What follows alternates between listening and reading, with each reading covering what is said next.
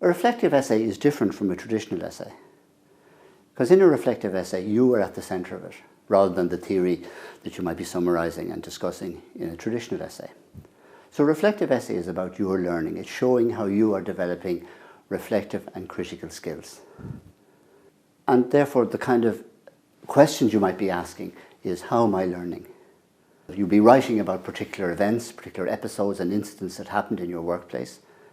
You'll be writing about what some people are summarising what people said and did and what you thought and felt or what didn't happen. And you'll be drawing on a learning journal if you've been keeping one, which I hope you have. But in a reflective essay, you're exposing your own thinking and your own viewing of what's going on to a kind of a critical perspective. So questions like, what were my assumptions about this? What surprised me? What annoyed me? What was I thinking? Are there other explanations of what's going on? Are there ways of looking at this particular event or this particular series of events that might be quite different to mine that I've not considered?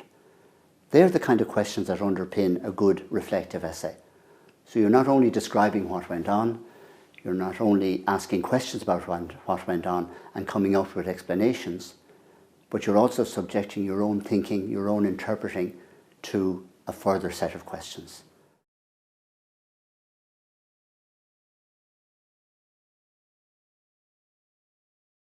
So a reflective essay will essentially have a number of steps. One is describe a series of incidents or episodes.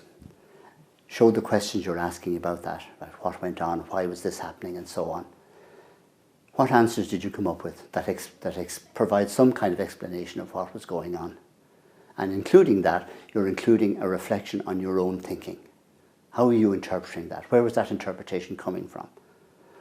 The next step then is you try to make sense of it. Are there theories, or is there stuff that you've read that help you understand and make sense of what you're describing, of the answers that you've come up with?